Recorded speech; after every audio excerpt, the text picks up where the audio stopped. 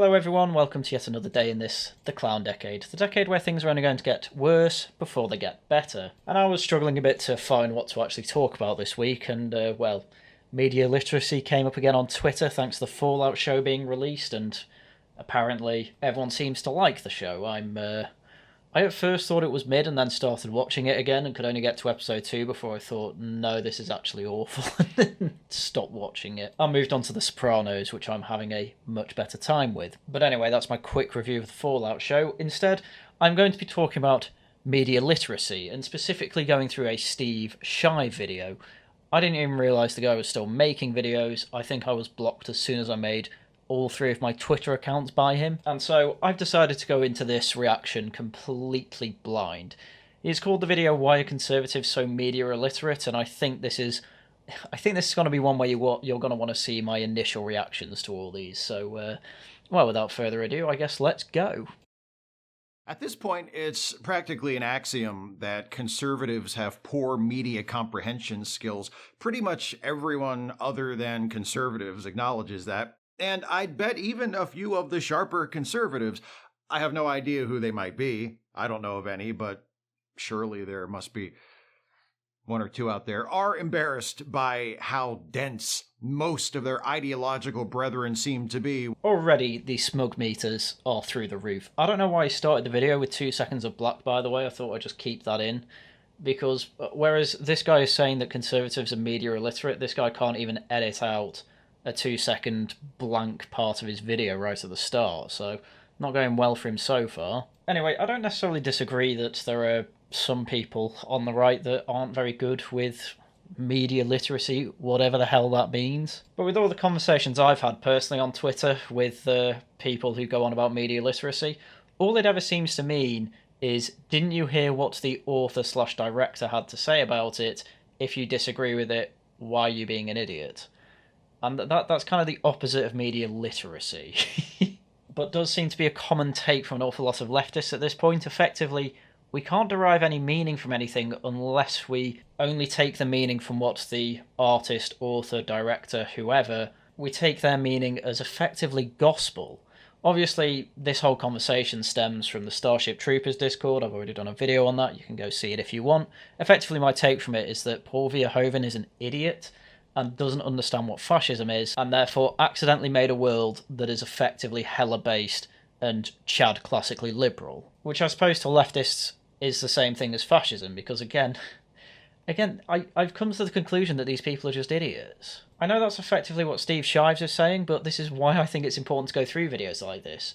Why do I think these people are idiots, and how effectively aren't people like me idiots? So, anyway, let's get to a part where he actually gets in something other than just saying conservatives are dum-dums. I talk about Star Trek a lot on this channel, and I've done entire videos devoted to the baffling phenomenon of conservative Trekkies.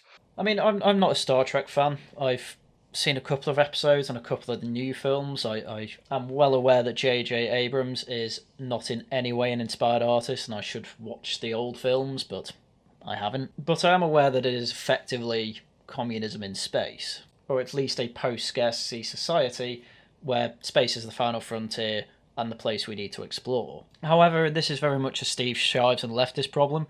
That doesn't discount righties from enjoying it. This is a thing that really gets me with modern psychology. There seems to be this assumption that left-wing people are much more open-minded than right-wing people, but right-wing people appear to be completely content with watching left-wing media, like overtly left-wing media. And there's been plenty of that. You know, Doctor Who, Star Trek, as he says, even Star Wars to an extent. I mean, George Lucas didn't make it any secret that the rebels were supposed to be effectively a revolutionary force against a grand empire. And at the time, he took inspiration from the Vietnam War. It all makes sense, but given they're such universal and generally accepted themes, of course righties are going to want to watch it, even if it disagrees with their assumptions. It's entertaining, it's well written. Just because they don't agree with conclusions that the show makes doesn't mean that they can't enjoy it. They can understand why people will come to those conclusions.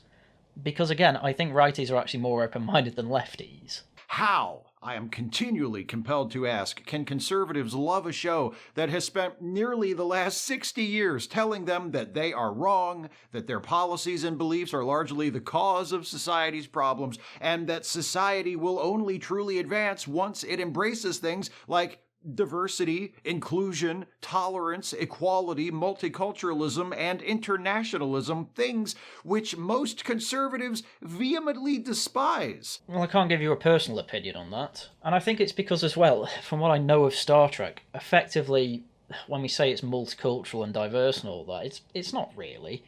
Everyone effectively acts American in it. And given that conservatives are, I'm sure Steve Shives will put it this way, but effectively American supremacists, if the Federation in Star Trek is effectively based on American values, then of course American conservatives are going to like that. And there are even enemies in the show that are direct critiques of leftism. The Borg is effectively a riff on communism, where people are required to assimilate and become cyborgs to join their perfectly equal society. But I don't think Steve Shives actually notices that that's a bit of a criticism of effectively trying to reach a utopia. The answer, in many cases, seems to be that they interpret the show through their right-leaning worldview and see it as actually reflecting their own values. That's how pretty much everyone interprets media. This isn't like specific to righties. I've done it in the past. I have quite a large video reacting to a leftist talking about how robots is anti-capitalist and says trans rights. And I actually take the clips that they use in that video and point out that actually the opposite is being said. And in fact, Robots at one point actually makes a joke about the... or one of the robots using feminine parts to make a joke about, they do a Britney Spears number or something. It's a joke. It's saying, of course, men are men and women are women, and cross-dressing is funny. And for some reason they took that as saying yes to trans rights. But as I say, everyone does this. Of course everyone is initially going to do this. Everyone projects what they think onto media they read. That's just what happens. That's human nature, I suppose. And on subsequent rewatches, it's a lot easier to actually find what the film is actually trying to say. And this is how we end up with, classic media and media that's just garbage, effectively. I mean, how many classics are made today? Not very many. Part of the reason for that is because they're effectively trying to make it too propagandistic, and I'm a big believer that all art is propaganda. But when you put the propaganda before the art, you make dross. And that's just what we've been given, especially in film and TV for the past few years. It's got so bad, as I say, people think that the Fallout show's the best adaptation of a video game ever, and it's just not. If you actually watch the show, 90% of what happens is through pure coincidence, and the stuff that isn't pure coincidence is just the characters being complete morons. It's not an entertaining show, I'm afraid. But that's how starved we are for some sort of new classic, and I don't even know if Dune quite makes that scale either. I mean, I enjoyed Dune, but I don't put it on the same level as something like Lawrence of Arabia, or Star Wars, or Alien, or something like that. And, though I think they are misinterpreting the show to the point of willful distortion... I mean, saying something like that near the start of the video, Shives, you have got to be whiter than white when it comes to your interpretation of media as well. Otherwise you look like an idiot. If you squint and tilt your head to the side, you can kind of see how they get there. How open-minded of you. Why do you think it doesn't take the righties very long to understand the left-wing perspective? Yet you have to pretend you need to go to the mind of a child to see it from the right-wing perspective? It's not because you're smarter than them or anything like that, Steve. It's because, effectively, you're a bigot and have the prejudice that if media is good, it must be left-wing, because left-wing good. That's all your brain knows how to process information. Favorite conservative themes like individual liberty, militarism, and the inherent superiority of Western civilization represented by the Federation are certainly present in Star Trek. Okay. I love how he says it's clearly a leftist show, and then points out that there are actually right-wing values in there as well, so good on you, I guess. But if you're throwing that out straight away, how are you confused as to why they enjoy it and are fans of it? And conservative Trekkies have managed to convince themselves that those themes are actually what Star Trek is about and tune out all of the progressive stuff. Again, Star Trek isn't exactly my bag, but I do know plenty of right-wing Star Trek fans. I think they're actually aware of the progressive values within the show, and I don't even think they tune them out. I think they just see the progressive values written well into a story and enjoy the story. Again, it's this whole open-mindedness. It's, oh, those aren't my values, but I really like these characters and what they are doing with them.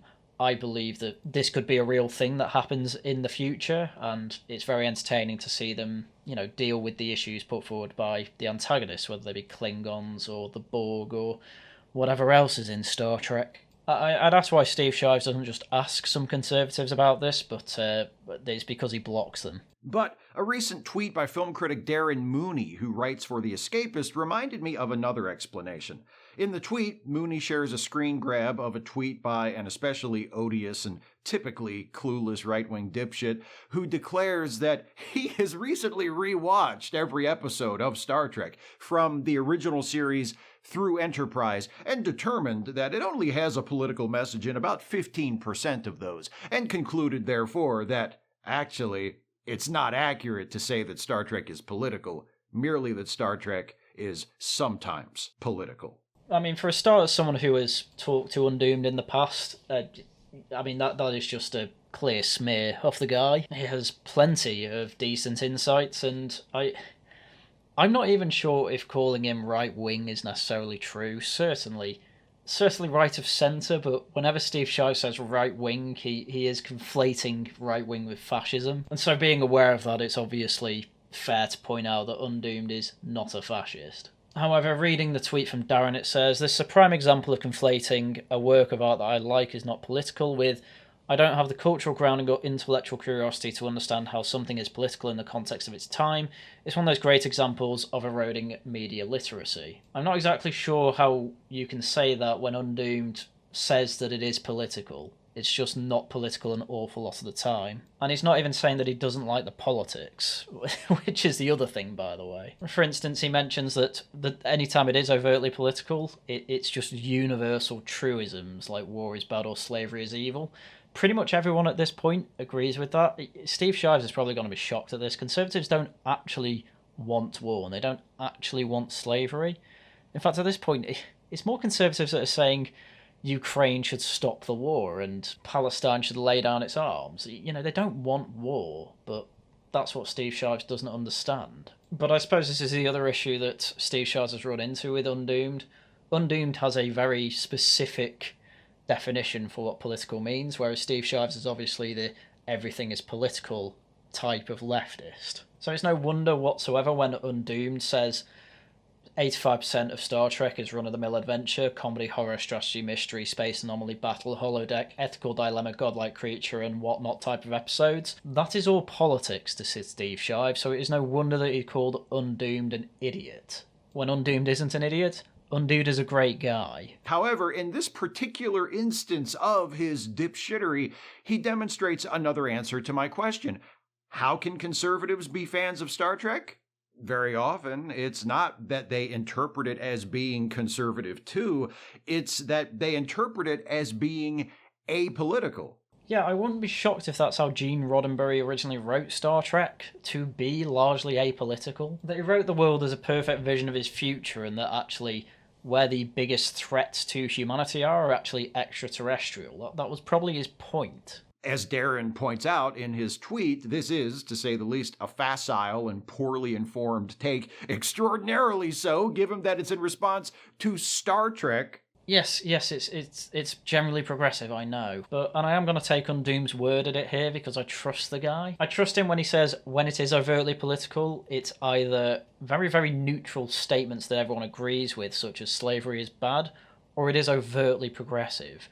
But he doesn't care. He can handle that 10% of cringe to take the 90% of what is a good show. There's bits of The Simpsons, bits of Futurama, even bits of Family Guy that are overtly progressive. Doesn't stop me enjoying those shows. But it provides a useful jumping off point for what I want to spend most of this video talking about, because conservatives don't just do this sort of thing when they watch Star Trek.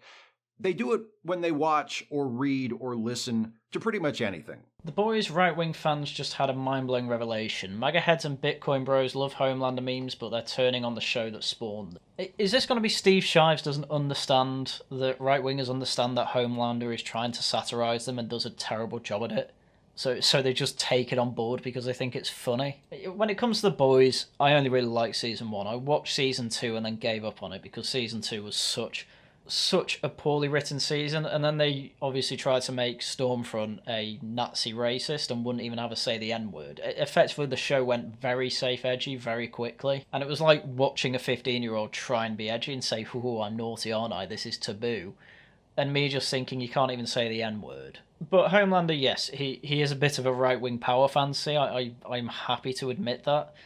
But right-wingers don't actually like what Homelander does. They don't like how overboard he is on the murder fancies and the fact he's evil. They like some of the things they say, such as the scene where he deafens a blind Soup because he doesn't want any of this stupid diverse stuff on his team, given that the 7 supers, or whatever they're called in the show, are supposed to be the best of the best. And he clearly doesn't think a blind Soup would be a good fit there because, well, he's missing even a basic human sense, so of course he won't be. But that's what people liked about Homelander in the show. He was very much against the progressive push that was clearly a big part of the show in Vought. And so of course right-wingers went on that power fantasy. That doesn't mean they approve of Homelander. That means that they can understand that they are trying to use Homelander to mock them, and they're saying, you're not going to use this guy to mock me, he doesn't represent me, but he is very funny. So I will take him on, ironically, to annoy you. And it appears that it's worked, Steve Shives. Chris Christie is a huge Bruce Springsteen fan. Ted Cruz is a fan of Star Trek and The Simpsons. Paul Ryan loves Rage Against the Machine. How does that even... Okay, I just need to pause there for a minute. Well, they're good shows, and Rage Against the Machine makes decent music. I mean, with Rage Against the Machine, yeah, they've gone pretty blatantly all out, we absolutely hate anyone to the right of Mao, but, I guess this is just a very good thing that right-wingers can do, which is separate the art from the artists. Like, yeah, the people who wrote Killing in the Name of hate me and think that I'm the slavers. Okay, well, I'm going to keep listening to it and just ignore the fact that they're idiots. It's not actually that difficult to do. I know I do with old Doctor Who episodes. Russell T Davies would hate me, but my God, he wrote good Doctor Who. Because right-wing Rage Against the Machine fans baffle me even more than right-wing Trekkies. The lyrics of the lead single from Rage Against the Machine's debut album say, "Some of those that work forces are the same that burn crosses." What forces does Paul Ryan think they're talking about? The fucking G.I. Joe Ninja Force? Yes, indeed, and they go hard. And this might absolutely shock Steve Shives, but right-wingers aren't in favour of police brutality. They want the police to exist. They want them to catch criminals. They don't think the use of excessive force on the innocent or criminals is necessarily a good thing, which is what the Rage Against the Machine song was actually written in response to the beating of Rodney King. Conservatives wanting a police force is not the same as supporting the Ku Klux Klan. If that's what you think Killing in the Name of is about, then yeah, this is why making this video is really embarrassing for you, Steve. In this case, I think the most likely explanation is that Paul Ryan was in his early 20s when that song, Killing in the Name, was first released. And as an Ayn Rand reading young Republican nerd with a chip on his shoulder about big government bossing him around, Ryan heard the line, "Fuck you, I won't do what you tell me," decided it was speaking for people like him, and never felt any need to revisit that interpretation for the rest of his life. I mean, he's nearly there, but Ayn Rand fans, an awful lot of them are not racist at all. And Killing in the Name of was specifically, it was a reaction to racist cops back in the, American history, I suppose you could say. I mean, again, this isn't a secret. This song is about police brutality bad and racism bad. And pretty much everyone today, agrees with that. The problem that modern Rage Against the Machine have is that, well, they're no longer saying authority bad. They in fact said that, conservatives are wanting to kill people by not following the lockdown of China. and then effectively said, screw you, do what they tell you. That's why it was so funny when people started coming out and saying that. It's like, screw you, do what they tell you. It's like, oh. I'm sorry, I thought part of this song was that authority should be questioned. Why aren't you questioning them anymore? Which makes sense more broadly speaking as well. Strong aversions to intellectual curiosity and self-reflection are hallmarks of conservative thinking. This little jab is so tedious when it comes from leftists because, as I say, every conversation about media literacy always comes down to, oh, I'm just following what the author said. Whether the author even understands what they wrote themselves or not. Biggest example, Starship Troopers. You have absolutely no intellectual curiosity whatsoever if you just take the author or artist's word as gospel. You have absolutely no intellectual curiosity whatsoever. You're just taking the authority's word for it. It potentially explains how a Republican and lifelong New Jerseyan like Chris Christie can be an outspoken and devoted lover of the music of revered New Jersey hero Springsteen, music which frequently gives voice to the poor, the marginalized. He doesn't need to go through the rest of that list. You understand what he's going to say there. But again, it's really funny when it comes down to this. Leftists just don't understand. Righties want the policy that they are pushing vast majority of the time because they want to help the poor. Help themselves rather than directly just give them money and redistribute wealth that they haven't earned. Because of the incentive structure it gives and the culture that it cultivates. If you have a culture and policy that only encourages people to help themselves to get to a better life, then typically you'll see that culture become, or develop, I should say, a Protestant work ethic, pull yourself up by the bootstraps, etc. And again, conservatives tend to give more to charity than liberals, or at least the religious ones do. I'm not too sure about the secular ones. And that's because, again, they are more than happy to help these people. It's just the leftist version of helping people is to pull everyone else down when there's absolutely no need to, and that effectively just ends up getting people killed anyway. Hell, Born in the USA, one of Springsteen's most iconic songs, is about how a Vietnam vet can't find a job. And then he just goes on about Reaganism. But again, I don't see anyone saying honour our troops and help our veterans more than conservatives in both America and Britain. So, and again, even if you're just listening to the chorus, it sounds a bit like a patriotic anthem. And okay, when you say, oh, actually,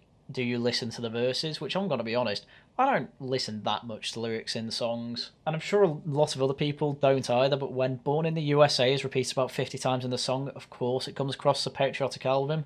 And it can call people stupid for not listening to the verses, but, you don't need to denigrate them for saying, oh, you didn't listen to these songs properly. It's a bit different when it comes to film and books, because you kind of have to say, how do you miss these major plot points, and how do you not understand that this is the theme of the film? But with songs, it's a bit different, in my opinion. But anyway, even if people do think it's a patriotic anthem, and they're wrong, fine, I don't care. When it comes to the verses, though, he might agree with it. He might, and in fact probably does agree that veterans deserve better than they get in some ways if they're being abused, can't find a job and end up in prison, especially if they were drafted. But Steve Shives has this meme outlook on conservatives where they are just unironically evil because they can be. It's a really, really childish view on life. Meanwhile, in 2011, Chris Christie gave a speech at the Reagan Library where he said that his favorite story from the Reagan presidency was the time Reagan fired thousands of air traffic controllers. These aren't conflicting stories. These aren't conflicting positions. And I'm not fully read up on American history when it comes to things like this, but having a quick read of the Wikipedia, and please do correct me if the comments if I get this wrong in any way, but it appears to be a similar problem to what Margaret Thatcher was facing in Britain at the time, which is just unions having way too much power, asking for way too much, and then striking when they didn't get their way, so Reagan just fires them. I mean, just from Wikipedia, this is what the new contract negotiations included. So citing safety concerns, Patco called for a reduced 32-hour work week with a $10,000 pay increase for all air traffic controllers and a better benefits package for retirement. I am not shocked that Reagan just decided to fire them when they were asking for something that ridiculous. A 32-hour work week is less than I have ever worked. And if you're asking for reduced hours and for a pay increase that, by the way, at the time, would be a pay increase of about $35,000 today, yeah, I'm not shocked that this man is able to hold these two positions, because I hold these two positions. But hey, he fired a load of air traffic controllers. I guess that means he hates veterans. That's okay, Chris. Lots of people don't listen to the lyrics. I mean, yeah, that is just true. And you pointing this out, I don't know, it might put people off the music. I think an awful lot of the time it doesn't, because they do literally just like the melody and harmony. But it doesn't work in all cases. Not every instance of a right-winger epically missing the point of a creative work can be chalked up to them imprinting on it when they were young. I don't even think you've proved that here. You haven't proved anywhere here that they don't hold the values that are promoted by the songs that you have put forward so far. You've not actually done that.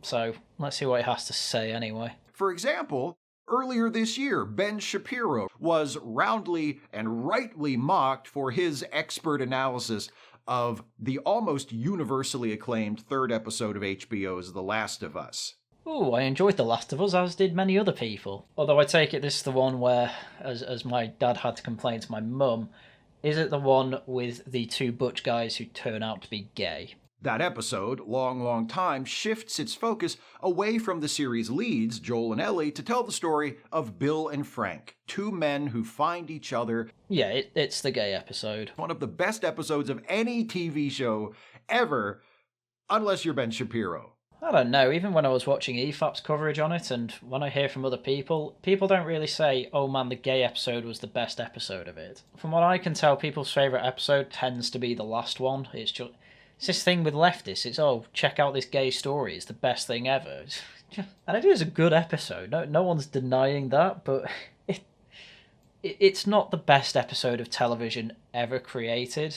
That is just an absurd thing to say. Steve Shives is only saying that because it revolves around two gay men, and he's progressive, and therefore the less straight something is, the better it must be by default. According to Ben, who dubbed the episode Brokeback Zombie Farm, I'm not going to lie, I've cut out an awful lot of his snipes at people like Ben Shapiro and the other conservatives, but calling that episode Brokeback Zombie Farm is funnier than any insult you have come up with so far, Steve Shives. Which I suppose just goes to show how humorless he is, because all he can do is effectively come up with different ways to call someone he doesn't like stupid, which is not a particularly impressive feat. The problem with Long Time is that it doesn't have any zombies in it, and it has nothing to do with the rest of the show. I mean, I'm not going to lie, having a go at Ben Shapiro for his takes on media is effectively like picking the lowest hanging fruit you can. I completely agree. Ben Shapiro is not very good when it comes to criticising films and media. Well done, I suppose, but nobody really goes to Ben Shapiro for his takes on media. People go to Ben Shapiro for his take on politics, because generally they're okay. Especially if you're a neocon. This example is interesting because it actually takes us beyond the scope of politics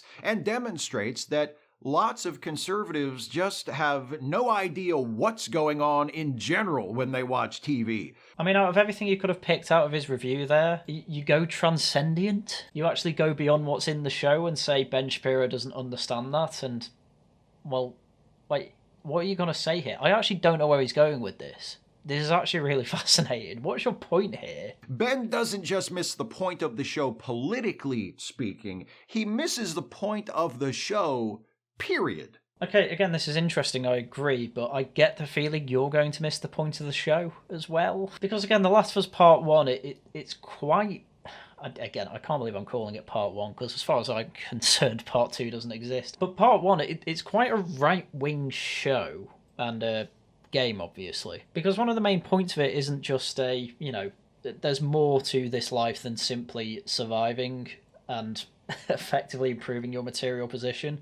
A big point of it is actually you can find family anywhere and in other people, and finding true bonds within this terrible world is actually the thing that is more important than merely surviving, because Joel, when it skips the 10 years or so, he is depressed. He's got nothing but the ability to kill people and survive, and it doesn't bring him anything, and all he does is miss his old family.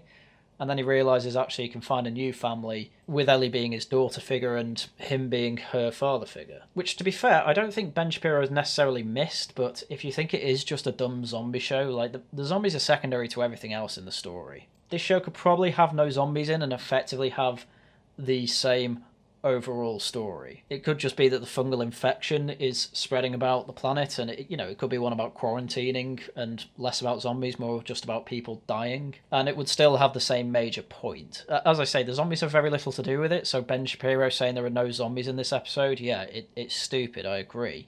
But I don't think you're going to pick up on the right-wing themes of this. I'm talking about things that anyone who watched the episode and had even a basic level of critical awareness and appreciation would pick up on. As anyone who has ever seen a zombie movie before ought to know, zombies are never just zombies. Okay, yep, good. You've got it so far, Steve. Keep going. Zombies are almost always representative of something or present as a device to force the characters into situations that allow the story to bring out elements of the human experience. Yeah, good. This is all very good, yeah. This is what an awful lot of people you say have no media literacy would understand. Not necessarily Ben Shapiro, but I always get the feeling that Ben Shapiro talks about media because he is told by his producers that he has to, because it's the in thing at the moment. But really, at the end of the day, I think Ben Shapiro has very little interest in it and just really only cares about reading up about theology, history, things like that. I don't think he actually enjoys entertainment. Just because The Last of Us is a zombie show, that doesn't mean every episode needs to be an hour of Joel and Ellie running from zombies. Yes, correct. Again, I'm having to cut an awful lot of his listing out. I don't know why people do this in video essays, but you don't need to spend half a minute listing all sorts of different things in a show. You can just say dealing with zombies and have it done there. But anyway, as I say, no, Steve Shives apparently does have media literacy. I was expecting way worse than this. But so at least he can get to the second level, I suppose we can call it, of media literacy. He understands that, yes, it's still a very basic thing, but yes, zombie films typically aren't really about fighting zombies. They're about second or third order consequences that people have to go through because of the zombies. Zombieland is about surviving with other people and not just by yourself. The Walking Dead, as poor as it is, again, it's a similar thing. It's a similar thing with all these existential threats. It's how do we come together and actually fight them? And actually, most of the time, it's we're fighting each other for, for resources, land, and safety. And yeah, these are really interesting things to get into. And The Last of Us was so unique when it came out because there aren't many zombie stories where you end up with a dysfunctional father, well, of course he's dysfunctional, his daughter died, and an orphan having to come together and across America and bonding to the point where the father figure will literally kill, tens of people in a hospital to stop the doctors from effectively killing this daughter figure for a very slim chance of saving humanity. And that is a great story. They did well with the first one. It's a shame the second one was so garbage. The mere facts of the zombies and the fungal outbreak that causes the zombies are all we need to know for the story of Long, Long Time to make sense. And that story is about how Bill, a reclusive survivalist, finds something he wasn't looking for and could never admit that he needed. Yeah, and it also plays as foreshadowing to Joel and Ellie's story. In the case of Ellie wasn't looking for a father figure, Joel wasn't looking for a surrogate daughter, and yet they found it in each other. But as I say, The Last of Us 1, really, really good writing, and this story was specifically put into the TV show. It was just alluded to in the game, and it really did add something to the story. I mean, would it have been a problem if it was a straight relationship? No. Is it a problem that it's a gay relationship? No. But this is the thing with woke writing. Idiots will say things like this is woke. I say no, it isn't. Of course it isn't. Obviously, it's not the type of thing that probably will have been written 60, 70 years ago, but it is now. It's the world we live in. And, you can just ignore the scenes that are overtly homosexually erotic, because, I'm not comfortable watching men kiss. It doesn't make it a problem, though. Again, I don't need to pay full attention to those scenes. I can just watch the rest of the show and understand the good story that it's telling. As for Bill and Frank's story having nothing to do with the rest of the show, Ben apparently missed the point that Bill's story parallels and foreshadows Joel's. I absolutely hate to say this, but I found myself just completely agreeing with Steve Shives' take on this, which I didn't expect to happen. This is this is why I really like doing these live reaction type videos, because you end up surprising yourself. Yes, Steve Shive is about to explain everything I've just explained, so I won't make him repeat it, but yeah, this is foreshadowing. This is really, really good story writing. Congratulations, but I suppose this is the thing. What he's done is found really low-hanging fruit, and it is criticising that, but he seems to lose absolutely all of that when it comes to Star Trek. He doesn't go into that deeper talk about Star Trek. You know, if Undoomed had any there's no doubt in my mind, actually, he made a tweet where he says this is overtly political and bad, but he doesn't do that. He gets lazy with it, and I think it might be because he realises that he's a lot better off, actually, describing a story that everyone agrees with anyway, apart from Ben Shapiro, because Ben Shapiro doesn't care about TV shows, than go into detail on Star Trek, where, you know, I'd like to know where he disagrees with Undoomed's take, that actually it's not very political, and I suppose it's quite hard to do that without having watched the whole thing and vaguely describe it there. But I want to know why Undoomed's take is horrible when it seems to be perfectly reasonable, when he can clearly criticise Ben Shapiro in all the right ways. Anyway, he finishes off this segment by having another massive go at Ben, and I just don't care. Why are conservatives, even the so-called smart ones, so bad at this sort of thing? If I had to guess, it's probably a combination of two main factors. I'd like to point out at this point that the only actual example he has of a conservative being media illiterate, again, whatever that means, is Ben Shapiro, which again I agree that Ben Shapiro isn't very good when it comes to his interpretations of media. However, you need to do a lot better than that. I know you think you've absolutely nailed it with the first few examples of conservatives liking Rage Against the Machine and Bruce Springsteen, but yeah, you didn't prove that they disagree with those themes at all. And secondly, again, their songs, you know, you even say yourself, people don't listen to the lyrics. I did cut out, he says, apparently, implying that, oh, everyone, of course, listens to the lyrics, but that's nonsense. It's only really nerds who properly listen to the lyrics of songs, and even then, that's if they care about the poetry of them. The first is the assumption that their opinions represent the general consensus, that most people agree with them, think like them, and see the world the way they do. I don't know how he's come away from Ben Shapiro having a wildly unpopular take and Ben Shapiro knowing that he's got unpopular takes, and he's come to that conclusion. This is basically, 10th level projection from Steve Shives there.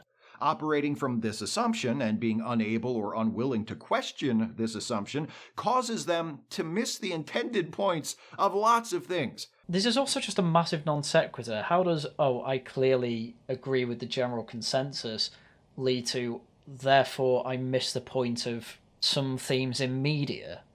That's a non sequitur. Those 2 points don't follow. I don't even understand where you're going with this. It can not only lead them to grossly misinterpret the political themes of a work or miss the fact that political themes are there to begin with. Again, still a non sequitur. And again, you never refuted Undoomed, you just said he's an idiot.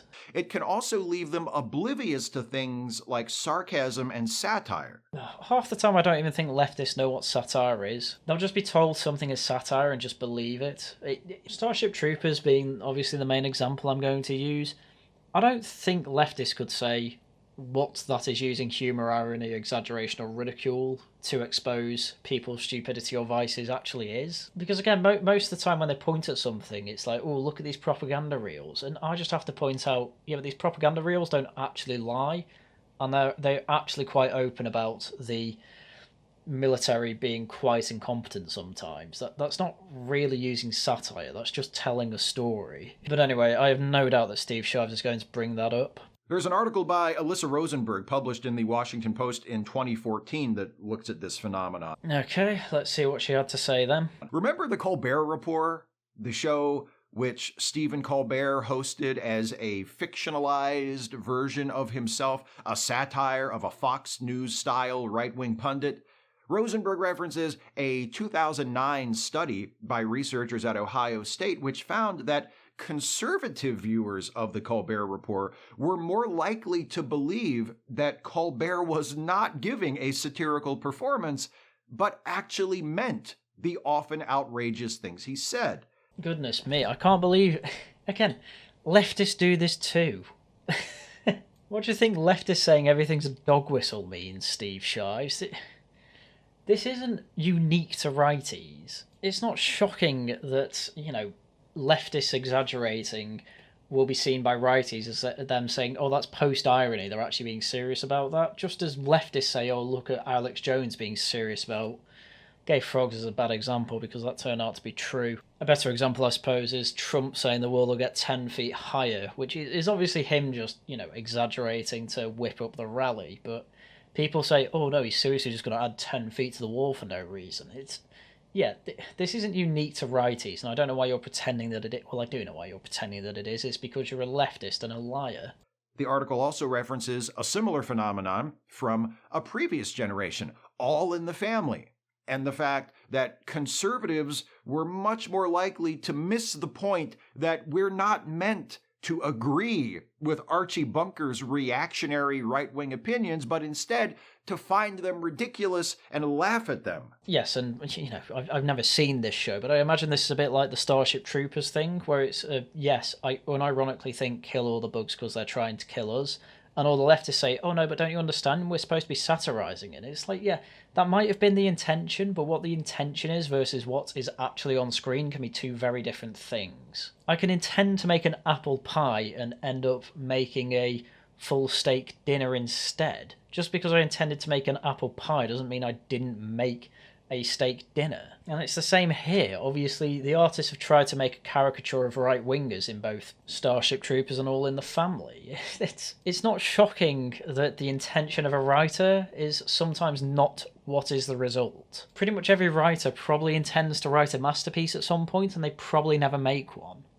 The intention at that point doesn't matter. Now, to be unduly fair, with All in the Family, it's a bit more excusable than with the Colbert Report because... He's such a smug tit. How can you possibly be unduly fair? That's an oxymoron. I don't know if he said that on purpose. It's hard to tell with Steve Shives, but even so, to imply that we shouldn't be fair to conservatives, I mean, it speaks volumes, doesn't it? Because even though he's a fool and his conservative beliefs are frequently the butt of the joke, Archie Bunker is not a one-dimensional character. Yeah, cool, and conservatives might see an awful lot of themselves in him. Just because he is supposed to be taking the mick out of them doesn't mean that they care. They like him, and probably think you're just stupid for laughing at them. The creators of All in the Family don't want us to respect Archie's political beliefs and opinions, but they do want us to empathize with him as a human being. And again, the intention doesn't matter at that point. When it comes to your interpretation, I truly believe in death of the author. Their interpretation or what they intended doesn't mean anything. It's as EFAP always say. If George Lucas said that Star Wars was intended to be a documentary about Emperor Penguins, does that make it a documentary about Emperor Penguins? No. So just because he was supposed to be the butt of the joke and his opinion was supposed to be the butt of the joke, if people interpret it as oh, but he's right, then that's their interpretation. The creators of the show and their intentions don't matter. And that's part of media literacy, but it's a massive blind spot for all leftists, and especially Steve Shives here. If you're a conservative and you watch a show like that with the assumption that most people see the world the way you do, for you, empathizing with Archie will automatically include respecting his beliefs because you share those beliefs. I mean, again, I have to bring this back to Starship Troopers because it's the only thing I know very well that I've had the same reaction with. I am very, very aware that I have unpopular opinions. I'm hyper aware of it, in fact. So, no, this isn't me watching Starship Troopers and projecting, oh, actually, most people agree with me, therefore this film is all about how destroying the bugs is the only good thing to do. No, I've had entire Twitter arguments about how people clearly see it a different way. And yeah, I can't at all agree with this point because, as I say at the beginning, by default it's a non sequitur. Steve Shives' whole connection here doesn't have a connection at all. It's just this article says that some conservatives don't understand the satire or don't understand that it is satire, and in fact end up unironically liking it instead, that must be because they are projecting the fact that they think they have popular opinions onto it, which isn't the case. And I think if you ask them, that isn't how they would ever rationalise it, but you wouldn't know because you don't ask them questions, you just block them. The second factor is a more basic observation, and it's that a lot of folks with a conservative worldview are shallow people, and consequently they have shallow, obvious interpretations of the media they consume. Not everyone is Ben Shapiro, for God's sake. And I suppose this is the problem with blocking absolutely everyone, Steve Shives. You have absolutely no access to actually see what conservatives say and how they interpret media. I would not be shocked if you've never even given a chance to Sargon of Akkad's Starship Troopers video. That is the best interpretation of that film I think I've ever seen. There are plenty of people who have talked about Starship Troopers and their interpretation of both the book and the film, and you have obviously never taken a look at it because you are just showing your bigotry here, and it's how you apply it everywhere. I think all conservatives are like Ben Shapiro has to be one of the stupidest phrases that has ever been uttered by a leftist. And even then, it's only really Ben Shapiro's media takes that are shallow because, as I say, I don't think he really cares to talk about media. I think he would rather just always talk about politics the whole time because that's clearly where his interests lie. So I'm not surprised a man who has absolutely no interest in talking about media has shallow takes on it. Why don't you actually try finding a conservative media critic rather than just take Ben Shapiro as this is their best example? They don't watch movies or TV shows or read books or listen to music in ways that allow for depth and nuance because they don't see the world that way. Again, this is pure irony. I gave him a compliment before when I said, oh, at least he can tell that, that the zombies aren't the main point of zombie films and TV shows. They're a vehicle to put characters in situations to find deeper meanings, in life and between each other.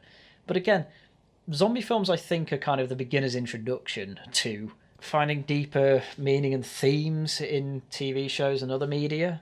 And even then, all he could come up with was really, really obvious points made within that show. It didn't go any deeper than that. And it didn't even go to these incredibly stoic men actually want deeper connections with people. Like that's a really simple reading of The Last of Us, to be honest with you. And I think even Ben Shapiro understood that. I think he just felt like he had to complain about that episode because it was gay. And yeah, sure, criticize him for that, but don't throw people like me in the same ring as him. That was obviously stupid. They see the world in flat, simple, clearly delineated terms. The world, as perceived through a conservative worldview, is a series of binaries. Is it though? Is it really? Or is this just you, Steve Shives, never really talking to conservatives and having a complete meme of them in your head? Even that Undoom tweet had way more depth than this video has managed to portray in the past 10 minutes. And given that he is a right-wing dipshit, that kind of says a lot about you. Apparently his worldview is so simplified that he can't actually see deeper meanings in things. And then he lists off a bunch of themes that are in the Star Trek show. Clearly he understands that there are deeper meanings to that particular piece of media. So again, you're just contradicting yourself with your own examples. Right and wrong, good and evil, true and false, male and female, win and lose, us and them. Again, conservatives don't deny that intersex people exist, so whatever on that point, I guess. And every time the atomic bomb dropping in Nagasaki, I guess, has been the most recent thing. When conservatives talk about that, they never say, oh, it was, such an obvious point. Like, there was no downside to it. It was an obvious way to go. You're just an anti-war wuss. No, they don't really say that. I mean, I think it was an obvious choice, obviously, but that's after literal decades of thinking about it. I mean, I was 18 10 years ago, watching documentaries on the atomic bomb and why they dropped it. It was always a difficult question, but when you question it for 10 years, you end up coming to a coherent answer, and mine was, effectively, it was justified. And either choice was horrible, and a lot of conservative media seems to come out with horrible choices and trying to pit the lesser of two evils and trying to find the best way to find out what the lesser evil is. That's not binary. It's morally grey, and I suppose it's him memeing Christianity and Judaism, where, yeah, we do have set rules for things that are evil and some things that are good, but, most things are just either morally not a moral question, or if they are, they don't determine whether you get into heaven or hell, generally. You know, is it good or evil to pay taxes? Well, it's not a question of good or evil. Just give unto Caesar what is Caesar's. You know, keep the human realm or the realm of man separate from the realm of God. Obviously, that's when it gets a bit more binary, but it's hard to understand those morals fully. But for some reason, Steve Shives thinks that that's applied to absolutely everything in life, which conservatives don't generally do. But he doesn't talk to them, so how's he going to know that? That's why someone like Ben Shapiro can be unimpressed by a work like Long, Long Time, an episode of a zombie show that doesn't have any zombies. Yeah, but to finally be fair to Ben Shapiro, he probably did watch it just expecting nothing but zombies, and then when it wasn't just mindless action killing of zombies type show for that particular episode, he probably switched his brain off, because he's trying to switch his brain off there. And you know what, whenever I watch Simpsons, that's a show to switch my brain off to, because I know pretty much all the episodes, or all the good episodes by heart. But then I've recently started watching The Sopranos, and my brain is switched on for that, because I'm enjoying the paths that all the characters are going down. And Ben Shapiro just didn't get that with The Last of Us, and so it's no wonder that he had a shallow take on it. He went into it wanting to have a shallow time, and that's fine, because he switches his brain on for deeper things during his actual daily wire work. Perceiving, understanding, and appreciating those elements requires curiosity and imagination and interpretation, and conservatism does not teach people to develop or value such qualities. Are you kidding me? That's all you're taught when you're a Christian. Why did Jesus speak in parables? Literally to teach all of those values. You can't possibly understand the parables without having that skill set. That is just a ridiculous take. That's why someone like Ian Miles Chong can... Good lord, if we're going this low for the fruit, Steve, I'm not even bothering. I don't think I've ever brought up Steve Shives in a video before as someone I refer to as a mainstay of political leftism, because Steve Shives is effectively a nobody with silly takes who in no way is willing to understand the world around him, and Ian Miles Chong is exactly the same. So as far as I'm concerned, this is two R-words fight. I'm going to skip the whole thing till he has a point to make. None of this is unique to conservatives. I want to make sure I acknowledge that, because that's almost always the response from conservatives, isn't it? Reflection, projection. But you did say it was unique to conservatives. That's what you literally said. You literally said conservatives have these takes on media because of their worldview. Like, yeah, you are saying that this is particular to conservatives. Like, which is unbelievable that you would then say that's all conservatives do. They project. When an awful lot of this video has been projection. Like, this isn't a shield. If you want to say this isn't unique to conservatives, please give an example of how it isn't. Because at the moment, all you're doing is saying, oh, this isn't unique to conservatives, but conservatives do project, and they are bad in a lot of other unique ways. Not just the unique way I said before, but unique in other ways. Oh, but by the way, it's not unique to conservatives, but conservatives are bad. I get it, Steve. Oh, conservatives think in terms of simple binaries, but you're saying conservatives have poor media comprehension and progressives are great at it. Sure sounds like a simple binary to me. That's not what I'm saying. I mean, that is literally what you've said so far, but please clarify then. Operating from faulty assumptions, resisting challenges to our beliefs and values, viewing the world in simplistic terms, we're all susceptible to those things. We're all guilty of those things to a certain degree. I love it. I love how he had to put that last clarifying bit in. It's like, yeah, we can all act like conservatives, but we don't do it as badly or as much as conservatives, you see. Again, this is such a flimsy shield of, okay, conservatives are bad for tis, tat and t'other reason. Oh yeah, I guess we all do that, but conservatives do it the worst. Yeah, man, you're totally not saying that conservatives are uniquely stupid here. That's definitely not what you're saying. But people who subscribe to conservative ways of thinking seem more susceptible. I mean, I'm glad he just said the quiet part out loud there. Like, effectively he's tried to say, oh no, I'm not saying something as bad as you might think I'm saying, but I am basically going one step before that. As if that's any better. No, yeah, as I say, he's saying conservatives are uniquely stupid because their worldview is ridiculously simplistic. Oh, I guess progressives do that a little bit too, but no, conservatives are the worst for it. It's just unbelievable. It's kind of good that he just blocks everyone, because there's no way you can have a dialogue with this guy. It's impossible. Holding a more tolerant, open-minded worldview doesn't make you immune to those factors. Yeah, but again, that's assuming that you have them. I'm not convinced the open-mindedness difference between progressives and conservatives is actually that different. Obviously, progressives do have a more open mind, but I don't actually think it's that much more open. It's simply for the fact of all the bigoted statements that Steve Shives is saying about conservatives here. He has no willingness to open his mind to the conservative mindset. He has a bigoted idea of it, and he has dovetailed into all these ridiculous assertions. That is not the sign of an open-minded person. Progressives can be oblivious too. Things go over the heads of progressives too. You really need to give an example here, because it's been pointed out by Dev on Twitter quite a lot. Media literacy from the left-wing perspective, all it ever seems to mean is your interpretation is against the intention of the artist or director. Which again, I can't think of anything else more close-minded than that when it comes to interpreting media. You're so close-minded that the only valid interpretation is what the director says. It's just a ridiculous assertion. Though I find it very difficult to accept, and I'm still not convinced it's actually true, that even includes me. You're such a smug, pretentious prick, Steve Shives. What he's essentially doing here is trying to say, oh, I don't know why he's bothering, to be honest with you, but he's trying to say to people like me, oh look, I'm trying to give you a little bit of an olive branch. I don't think I'm absolutely perfect. I think that also I fall into the same traps as you. But then he clarifies it all with, oh, I don't actually think any of that's true though. I think I'm perfect. I mean, Steve Shives should probably actually unironically see a therapist for narcissism.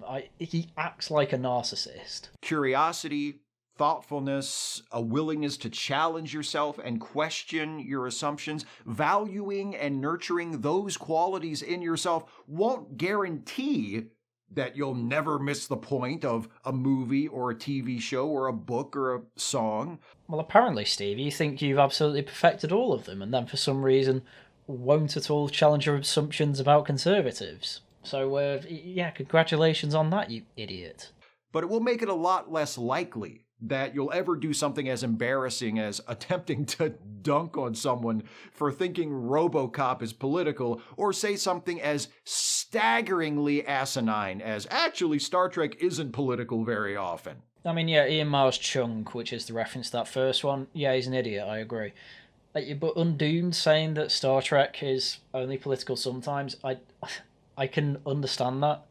Again, I have very limited knowledge of Star Trek, but from other people I know who watch it and from what I have seen of it, actually, yes, it is only political sometimes. Every episode I've seen, I wouldn't say is particularly political. And I need you to do a bit more than just say it's obviously political to try and convince me. Because that's doing an awful lot of heavy lifting, just asserting an assumption. Also, you know what else can help with that? Paying attention. I rewatched all the episodes and it's only political 15% of the time. Okay, now pull your head out of your ass and try it again. That's how he ends the video. I genuinely think he just made this video to have a go at Undoomed and then managed to fit in 15 minutes of other nonsense in between. Anyway, Undoomed, if you end up watching this, good to see you. I need to get you on Laughing at the Guardian again. Anyway, I didn't want this to go for over an hour, and it looks like I haven't managed that. If you have made it to this point, hopefully we won't have already started because I don't know when this video will be out, but we are doing another Tosh Talks night on the Wellington Project, so we are going to be talking about Harry Potter and its consequences on society. Please do go over to the Wellington Project at 9 o'clock tonight, or it might already be on. If you're interested in that, I will be on Regional Variations on Wednesday, and then I will be talking about a few episodes of Inside Number 9 on Proper Horror Shows, double feature horror show on Thursday. And then when it comes to actually making content, we should have one more video out this week. I am actually quite busy over this week and weekend, so I promise one more this week and then back to normal next week. So with that, I'm going to end before we reach over an hour. Once again, thank you very much for watching, and until next time, goodbye.